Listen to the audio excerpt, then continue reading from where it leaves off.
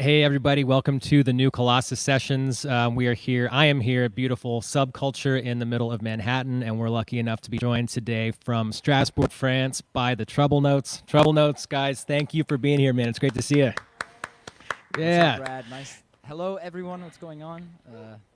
Nice to be with you. Bonjour. Ouais, c'est ça.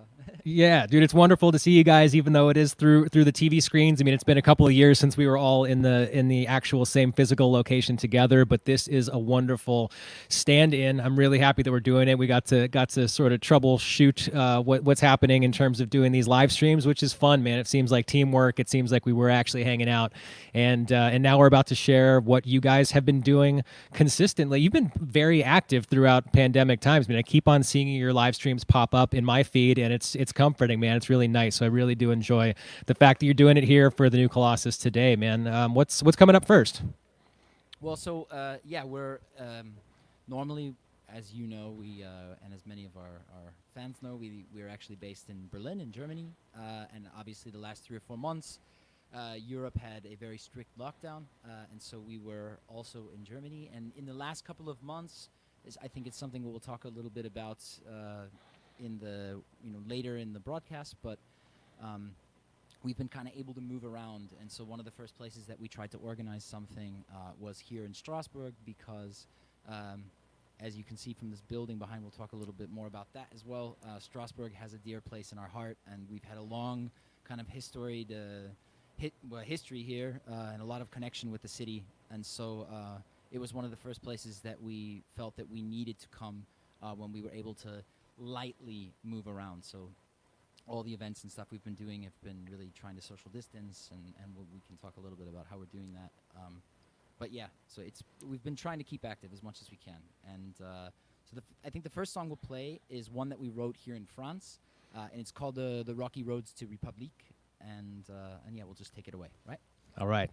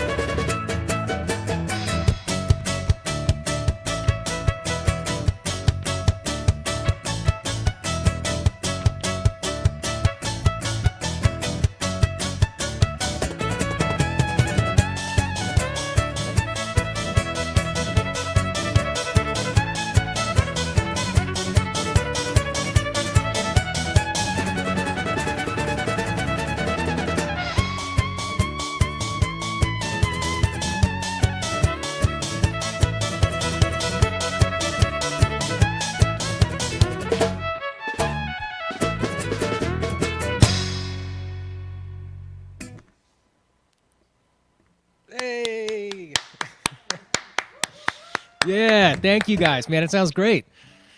Got a good crowd tuned in. Alex, forever my favorite group, says Alex Spond of the internet. Rebecca Lewis Baker, we need you guys to come see us in the U.S. Absolutely, that is the case. Hopefully, that can happen sooner than later. Um, so you started to mention the special place that Strasbourg has in your heart. That it's important in the history of the Trouble Notes. You guys had a big success there with I think the song that you're about to play next. But there was a very popular version of a video that happened there. Can you talk a little more about how important Strasbourg is to you guys as a group? Yeah, so we started coming here, and I think it was the first time was in November of 2016. And we had actually just returned from a little trip to the United States. We were in New York for the first time in a very long time since we left at the beginning. And that was when we met, right? Did we meet that far No, that ago? was Was in 2016 or was 2018. that 2018? Okay, okay. It was 2018. That was the first like really proper headline tour that we did. Before we used to come over and kind of go busking and do a lot more avant-garde stuff. As just a way to kind of get our names out there, and for me also because I'm from the States to visit friends and family, so we would all come together and make like a little busking vacation out of it. And then in 2018 we did a real proper headline tour, and that was the first time that we met you, which was still one of the highlights of that tour for sure. And Yeah, I'm dude, really that was happy that we've kept in touch. so much fun. But to speak a bit about Strasbourg, so we came back, and basically Strasbourg is very famous. They have a very famous cathedral, which has wants to be reminded of it. So it's fallen off the screen. But when it comes back, you can see a picture of it. But it's a very famous cathedral, and during the Fête de Noël, so it's like the Christmas There it is. time. They have It's a big back. Christmas market. Yeah, that's it behind us. And so we went to, because we like to play street music when we can, and so we went to the Christmas market, the Marché Noël. And we played music in the market in front of this cathedral. And it was unplanned, completely random. There was a girl who took a video on her cell phone, and she posted it on the internet. And like over the course of 1 year, it went just outrageously viral and had something like between all the different people that shared it, like we estimated it had like about 120 million people that watched it. Yeah. Which is absurd. And so ever since then, it kind of it changed our lives. And so we've come back here as much as we can ever since, played really cool concerts. Like we're going to play one later this evening here in this place called the Maison de Citoyenne, which they've now become like a little family of ours here. And they're a very cool place because they offer, they're kind of like a community space for a lot of avant-garde events, as well as they will tell you that what they do is they step in to provide social programmation for the community when the local community or the regional government isn't there for them. So they offer French classes, for example, to immigrants, and they'll offer help to connect different builders who maybe you have something wrong with your house and you cannot afford to have it fixed. Maybe someone here is willing to do something kind of pro bono. And so that's what this is. It's a community space in Strasbourg, and for us it's a place that we come to every time that we return. And there's a lot like that here. This is also one of the capitals of Europe, and so this city is just a big, beautiful melting pot, and we feel very at home here. I mean, I come from Chicago and New York, so for me to when I come to a city and I feel it's really mixed up, and all these from London, when we feel the vibes of lots of different nationalities and people coming together, it makes me feel like I'm at home. So I really love this place. Nice. For that reason. Good, man. Well, So I'm the happy song, that this is how it worked out. This seems like a very appropriate place to reconnect, man. I'm glad that this worked out this way. Yes, mate. I agree. I think we're all very happy to see your face. And I'm really liking the you had the lockdown. You always had a nice facial hair going on, but yeah, dude. I had it's beard looking glorious, baby. down to the nipples for a long time and hair down halfway down my back, man. This is I feel almost completely naked now these days. I can say safely that it doesn't work for me. I'll be once I see the way it looks on there, I'm definitely gonna pick up the razor. So it's got to come off, man. It doesn't suit me well. Nice. Well, so Cool. next, So this yeah, song next you're gonna do the song that 120 so million people this know what it song- looks like in a busking context. Yeah, exactly. So this song is called Grand Masquerade, and it's today we're gonna dedicate it to this wonderful city, Strasbourg. All right.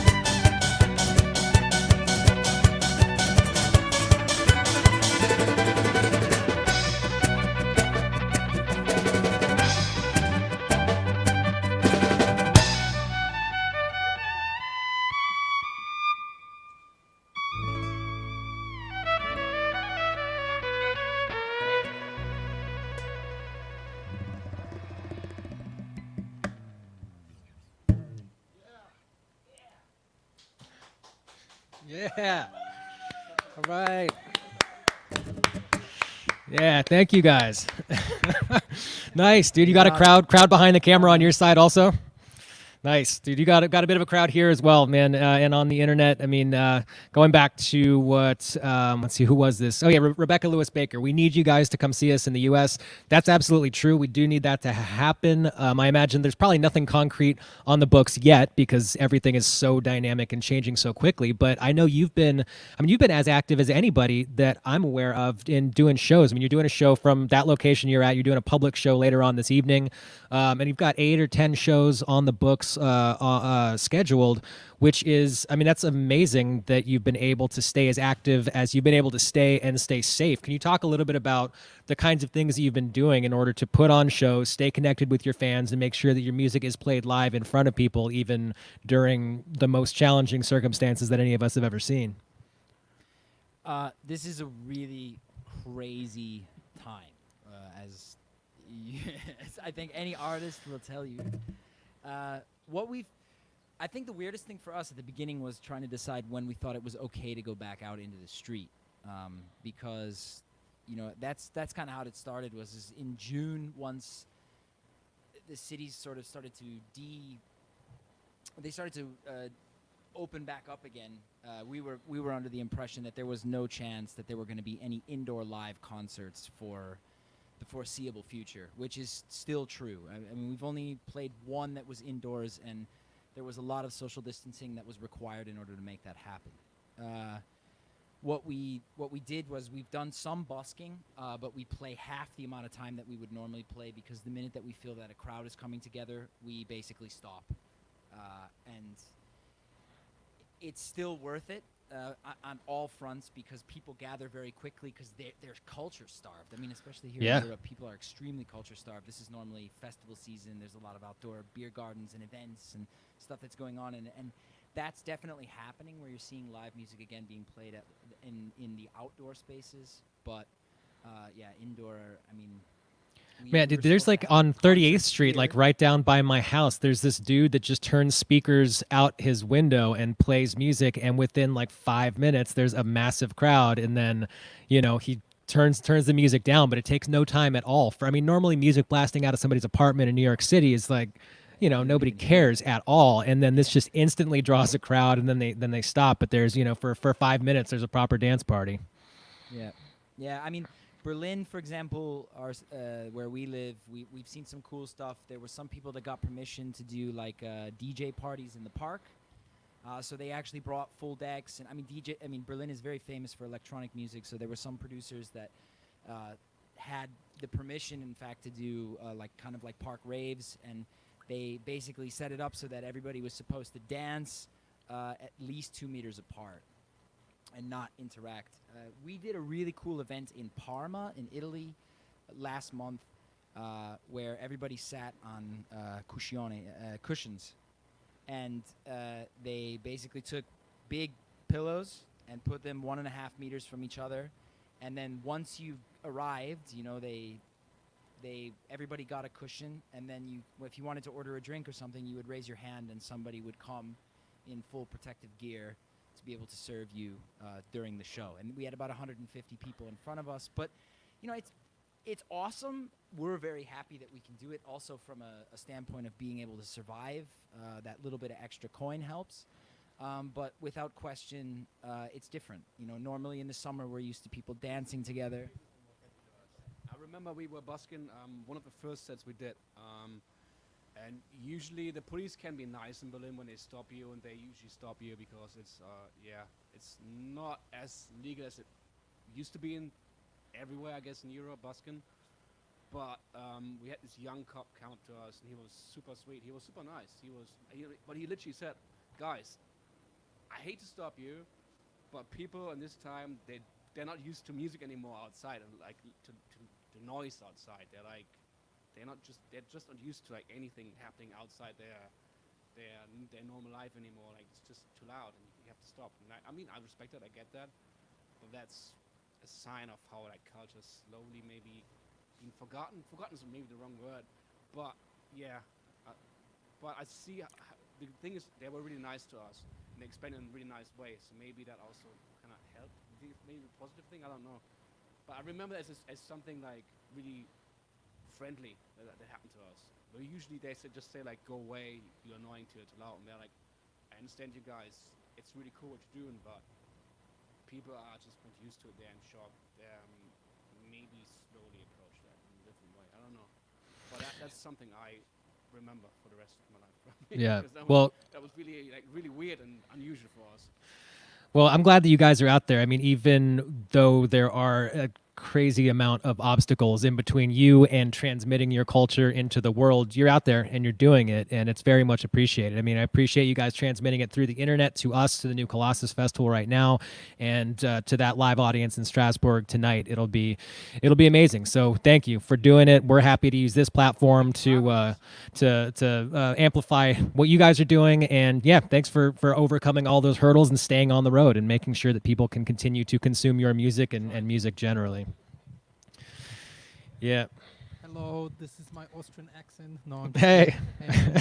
no, also a big thank you to you, man, for offering people like us a platform to, perform live, and that's really amazing, because without you, we would probably still sit in our basement and perform and be very sad and rehearse, So thank you very much for everyone. Yeah, dude, I would, without this, I would have just been hung over at my house eating popcorn, doing nothing and being a total bum if it weren't for this, if I didn't have a reason to come out and do this and get out into the world. So, I mean, I'm doing it for selfish reasons also. I need to get out and get into the world and see you guys, otherwise I'd be at home trying to figure out what else to do. I mean, we're still day drinking, but at least we get the chance to perform, man. It's not quite noon in New York yet. I'm doing a little seltzer right now. Craft beer here, so. No, what do you got there, mate? Nothing fun, dude. It's a seltzer. It's seltzer water. It's I'm on water as well. still 4 minutes until I can start drinking and not consider it to be tragic. I was about to say for you is before 12. That's Yeah. outrageous. You can't crack a pint at 11 in the morning. That's I not can, good. but that's not what today's like for me. Yeah, it's not good. For me. That's the sign of the end. Yeah. Nice. Well, so we're only halfway through right now. There's still a lot of music coming up. Can you tell us what you guys are going to do third today? Yeah. So the song we're gonna play now is called Christoph, and this one we chose for a very specific reason, because it has this. It's about an archetype of a character that we've met on the streets of every place that we've ever been, and you've met him too, especially in New York. It's this man or woman who is extremely angry with everyone, and he just has this poisonous, toxic attitude that you can literally smell it. You can see it around him. This cloud of darkness and anger and it's not even selfishness necessarily so much as it's an emptiness and a lust and a desire for something to fulfill that person. And the song is about kind of this moment in that person's life when he or she realizes that it's not everyone else that is to blame for that feeling of emptiness, but it's something that's coming from within him or herself. And basically by changing the mentality that they have toward life, so in this case by sort of being more positive and being nicer to people and starting to smile and say hello and treat people with kindness and respect, they receive the same in kind. And suddenly that emptiness fills, and this person changes a very sad and melancholic and dramatic melody into something extremely happy and joyful to move and dance to. And so I think for Corona time, for all of us, especially if you ever have the unfortunate second to read the cesspool that is the internet. Yeah, be careful. It's filled with darkness and terrible ideas and things, and so this is maybe our way of trying to remind people to come together rather than preach and spit things that divide us. All right.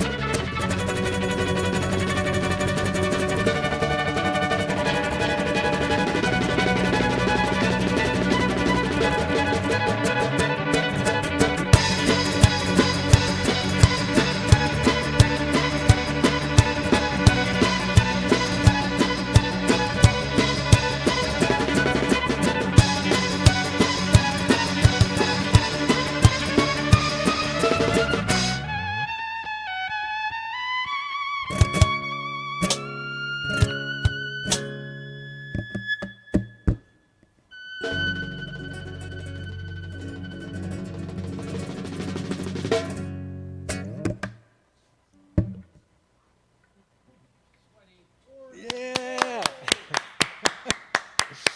All right. Dude, that was great, man. Thank you guys. We picked up an audience member here, so we've got more. We've got double the applause now. We've got Dylan on our side. Yeah, dude, that sounds amazing, man. Everybody loved it on the internet. I loved it. That's great. Flo, you've got get it, man. Get it, man. Go Flo. So says the internet. And Steph just asked everybody, where are you guys tuning in from? We've got people from, this is Marion, North Carolina, Decatur, Illinois, Central Illinois. So and that makes sense with Bennett. Yeah, that's your Chicago people. I know I've got Doc and Jeff. I know these guys are tuned in from New York. Yeah, where is everybody else tuned in from? I'm curious. And that also plays into the next, what I wanted to talk about was you guys are from all over the place and have very wildly differing background from classical violin background to Flo's love for Tommy Emmanuel to Ollie growing up adjacent to Motorhead and that's a very, very wide breadth of experience. How does that experience and background play into the songwriting when you guys write? I mean, the most recent song you put out is Surfing with the Sphinx, right? Like what does that songwriting look like with such a wide variety of background? Yeah. Well, that one actually I think is a perfect example because when you met us, we were only 3. Now we've got Stefan with us, so that makes 4. And this was really, I mean, there were other ones before, but this song in particular, I think, really came together around the bass as the starting point. So that's why it has a little bit more of that funky kind of feel, which was really cool because someone had once said to us, like, before we had even Stefan playing with us, they said, you guys could almost be like funky folk because there's some styles of some older songs that had this kind of like funk blues kind of folky style. And then when he jumped in, I mean, Stefan's also kind of all over the place in terms of his musical influence, but funk is definitely something there, kind of this psychedelic rock funk, and he brings that background that play that funky music, Stefan. And so so when that happened, and he came in here with that, I think that he and I kind of this song came together on the eve that we were actually supposed to play at Glastonbury this year. It was a huge opportunity for us. I mean, yeah, I don't know out there, especially maybe some of the people over in North America. Glastonbury is in the UK. It's one of the biggest music festivals around. And it was the 50th anniversary, and Paul McCartney was playing, and Taylor Swift was playing, and also we were playing. Not, of course, on the Pyramid stage, but we were still playing as part of the program. Dude, I am so sorry. I didn't know that until just now. I had not heard that. I am sorry, dude. Glastonbury, what a massive bummer to miss it. Theoretically, we can do it next year, man. That's where the fingers are crossed, because they told us no matter what, you come back, Good. And so that's cool, but so basically we got that news. So it wasn't in June. It was in, I think, April or something like that. We got that news, or even end of March, okay, the festival is canceled. And we kind of, we were sad for a moment. And then we thought to ourselves, you know what, like, what would it have been like, you know what I mean, if we were playing on, like, the Pyramid stage, like the big main stage, or even, like, in Woodstock where you were supposed to go? Like, what would it have been like for us to just, like, be that, like, sun is setting, all the hippies are out, in the field. Maybe for some of them, the drugs are just starting to kick in. I don't know. Yeah. But and we're that band that tries to get the whole crowd moving with something super upbeat and happy and psychedelic and lighthearted. And that was really the starting point for this song. Was he was like, okay, well, I would play something like bump bump bump bump bump bump bump bump bump. And then all of a sudden, like, I just had this really catchy kind of melody that came into my head, and then Flo became Prince for a moment. You'll see when we play the song. There's a proper Prince guitar lick in there, and Ollie is just like, I'm gonna make you dance. So this is, yes, the artist formerly known as Flo, and yeah. Flo's been hiding an electric axe back there, so he's gonna bust it out, I think, for this song as well. Why not? Nice. But so that's how the song came together, and then we released it just on Friday because it's proper summery and it's good vibes. We shot a really cool music video in Berlin, on the Spree, like in that's the name of the river, and it was in the boat there, and we all dressed up, you know, in like late '60s, early '70s attire, and you know, we went for it. So we had a lot of fun. The video's all smiles, and the song is pretty lighthearted, I think. So it's supposed to be like our like big festival, like woohoo, you know, like Nice. get everybody to move kind of song. Yeah. Oh yeah. Sorry, this is the dance. Yeah. So yeah. Oh, very good, bro. You're a natural. Yeah. You're a natural. You can start teaching classes already in New York for us.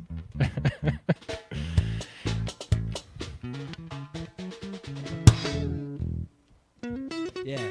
So, you know, I mean, that's also, like, for us, also, when you come to one of our live shows, we goof around a lot with stuff like this on the stage, because obviously, since we don't have lyrics, we still want to get the crowd participating, so we do fun dances sometimes, and this is the Sphinx dance. Nice. If TikTok wasn't being banned, it would go viral. This is a big one. So. Well, Rebecca's doing it at home right now. I'm sure you've got everybody Yeah, on good the girl, internet who's Rebecca. watching it That's is what I'm doing it right talking now. Yeah, maybe we should, because we're in Europe, we can still use TikTok, so. Anyway, all right. So why don't we play that song for you now before we get too goofy? Because otherwise, if you let us get too weird, we'll never do it. Yeah, dude, and you got plenty of goofy for later on. You're playing the show in Strasbourg. You don't want to use up all the goof right now.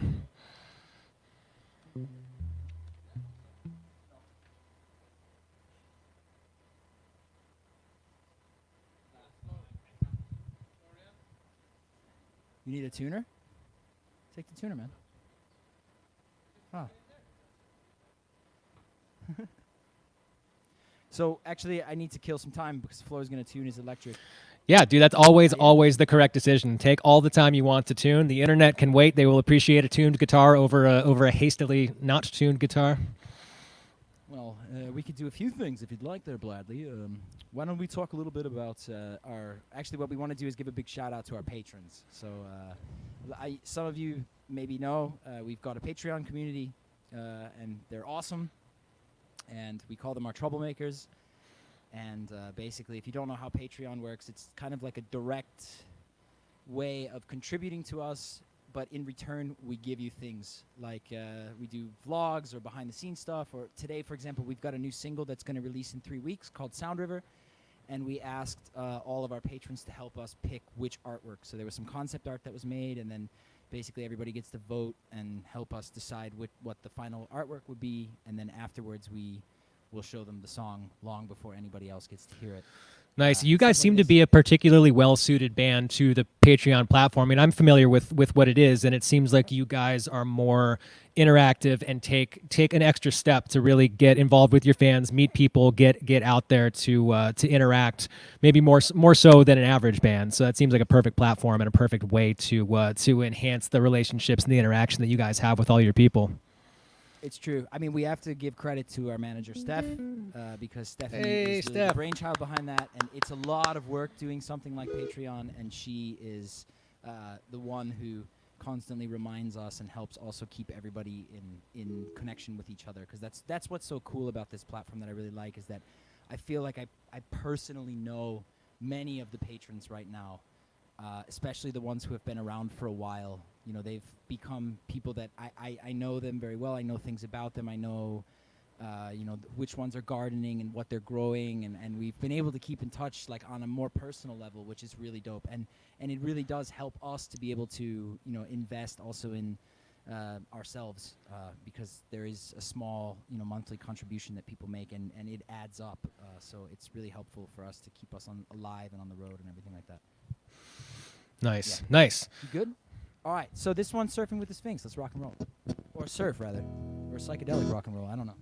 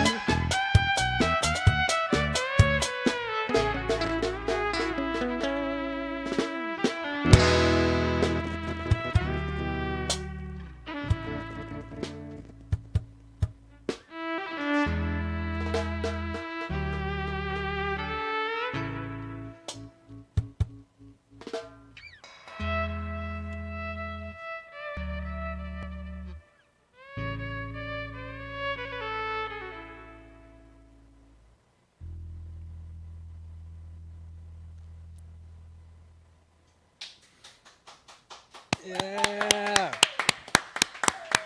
Thank you.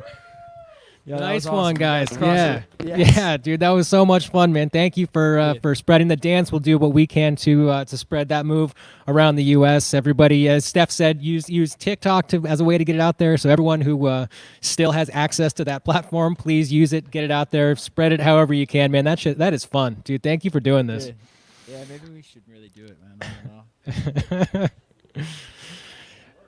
Man, so we so it's out in the world Well, right it's now. also, it's Corona relevant because everybody does the elbow bump out here. So you know what I mean? It's like really Right. Corona dance. You know what I mean? You can dance together like. Yeah, man. Nice. Well, so it's out in the world right now. Surfing with the Sphinx just was released. Just was released 1 week ago. Last And Friday, yeah, exactly yeah. 1 week ago. yeah, The and feedback's coming been up really good so far.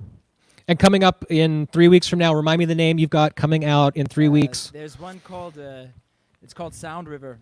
Yeah. And actually, it's named for New York City. So, because you know, the East River used to be called the River Sound. Fun fact. Did you know a fun fact about the East River? The East River is not a river. It Yes. it's an estuary. I don't know what an estuary is, but that's what the East River is. It flows both ways. It's not a river, in fact, at all. I live right on the East River, and I just found that out like a couple weeks ago. That's exactly correct. I used to live on the East River as well, and the melody for the song was written in my flat when I used to live on the East River, and that's where it comes from. It was like an old one that never got made, and when we all put it together in lockdown, it came something really cool and groovy, and it's more like a really, really down-tempo, groovy hip-hop. So it's a dope song. We're excited to share it with everybody in a few weeks' time. Nice. Well, thank you for sharing this music. Everybody on the internet, I'm sure there's a lot of your fans here right now. I'm sure they already know this. But you keep in touch with the Trouble Notes at thetroublenotes.com. You're on Facebook, obviously, at the Trouble Notes, Instagram at the Trouble Notes. Patreon is a great platform to be able to get things that are not available to the general public, or you can get things sooner. It's a great way to stay in touch with these guys. So, Yeah. man, Bennett, Flo, Ollie, Steph, thank you so much for doing this. This has been great. And yeah, have a great show tonight in Strasbourg. And join so the internet, if you're just finding out about the new Colossus Festival, we do this every week. We've got a band called Dead Pony coming up next Friday. And that's my story, man. That's the whole thing. Thank you guys so much for doing this. We love you, man. Thank you all for always supporting, Brad. You're a G, man. So it's been.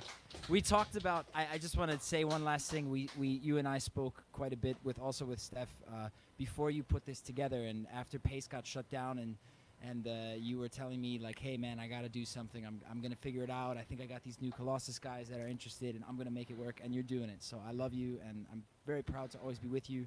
And I'll share that pint with you that we were supposed to have next year when the craziness cools down and we can. Yeah, please. And Doc Weiss in the comments has reminded me that it is indeed afternoon now, so it's just about vodka time for me. So we can virtually do that and then do it for real next year once the world is normal-ish again. Man, I'm looking forward to it. I got you, homie. Nice one, man. All right, have a great show tonight.